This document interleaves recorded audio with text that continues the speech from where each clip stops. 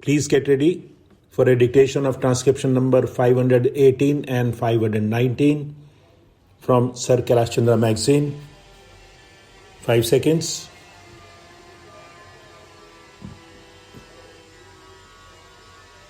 Start. Mr. Vice Chairman, Sir, I rise to lend my support to the budget proposals of our new Finance Minister, Shri C. Subramaniam. Before taking up this particular responsibility in the center, he was for many years in charge of the finances of the Tamil Nadu state, and he then made a name for himself as one who has a grasp of the intricacies of public finances and also an ability to tackle the problems of public finances with boldness and imagination. These qualities, I am glad to say, are very much reflected in the proposals which are before us. What I particularly like about the budget proposals this year is this. They reveal the sincere approach of the government to achieve increased production, industrial as well as agricultural, which alone could improve the much deteriorated economic situation in the country. Achievement of this objective is the only answer to bring down the prices. As long as shortages exist and as long as industrial production deteriorates, the prices would be spiraling, having worst effect on the life of the people, particularly the lower income groups. I am glad that the Finance Minister has taken care to achieve this objective in making large allocations for agriculture and food production. The real and difficult task is not in making allocations for the plans, but in putting them through. In my mind, it appears that both the central and state governments are launching ambitious plans which our economy cannot bear.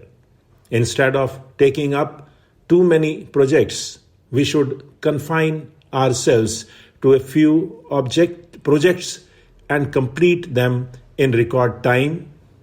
By doing so, we would not only be saving a lot of money in establishments, but would be able to reap the fruits sooner to enable us to proceed further.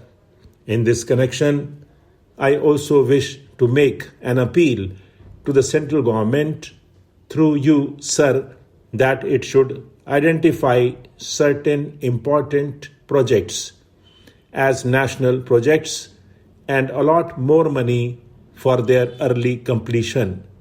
Although we have attained independence nearly 40 years ago, we are still depending upon food imports.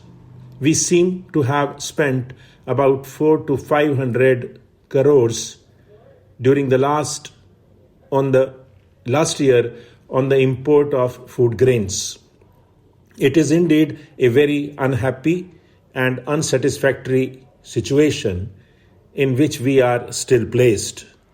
Instead of spending hundreds of crores on food imports, and that too in the form of scarce and valuable foreign exchange, why not we complete those of our projects already under execution?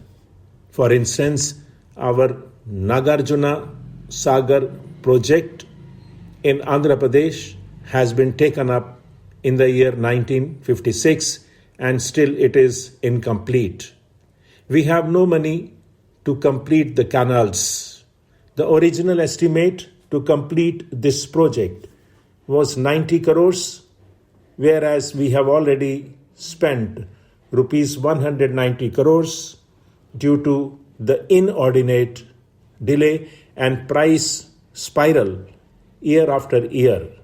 Every year, a meager sum of about 5 to 10 crores of rupees is allotted for this project by the state government, out of which 5 to 6 crores go for the salaries of the staff working in the project and canals divisions.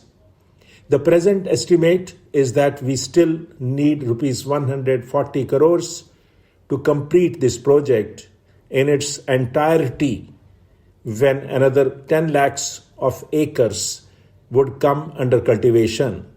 Our Chief Minister has offered to give 9 to 10 lakh tons of rice to the central pool every year in case the centre provides a special aid of at least rupees 100 crores. The centre, I believe, will therefore be wise to exceed the repeated requests of our Chief Minister to consider the Nagarjuna Sagar project as a national project and allot more funds outside the plan. I do not mean that only the Nagarjuna Sagar project should be helped by the centre. Other important projects too, which could be identified as national projects, should be taken care of to enable the country to be self-sufficient in the matter of food. Likewise, the power problems should also be tackled on a national scale. The recent coming into operation of regional grids is a welcome development. All steps should be taken to bring into being a national grid as soon as possible. Instead of wasting our monies and energies in starting a large number of power units here, there, and everywhere, we should concentrate on 3 or 4 super thermal stations utilizing our immense reserves of coal. This would free us from the anxieties associated with the vagaries of rainfall and enable us to meet the ever-growing requirements of power for our industry and agriculture. Before I pass on to other matters, I would like to say a few words on a thing which is agitating the minds of the people of Andhra Pradesh very much. For a long time now, they have come to believe that they could not achieve real industrial progress unless a steel project is located inside their state, which should be financed by the centre. Mr. Vice Chairman, sir, after hearing the roaring waterfall speeches giving out all the details of the shortcomings and pitfalls of the government and its policy and the grim picture of the working of the government, I, who is not an economist, in my own humble capacity, would like to hold a small lamp of hope and faith in the government's economic policies and its planning. Mistakes are always made, otherwise we are not humans. Differences of emphasis and working are always there, but it does not mean that we should summarily opine that everything is wrong. Sir, in framing these budget proposals, the Finance Minister had a very difficult and very delicate task to perform. The first step that he had to take was to accelerate the economic growth both on the agricultural and the industrial front, and secondly, to maintain some price stability. The very fact that the prices of certain essential commodities did not shoot up after the budget was itself an act of great relief to many consumers. Stop.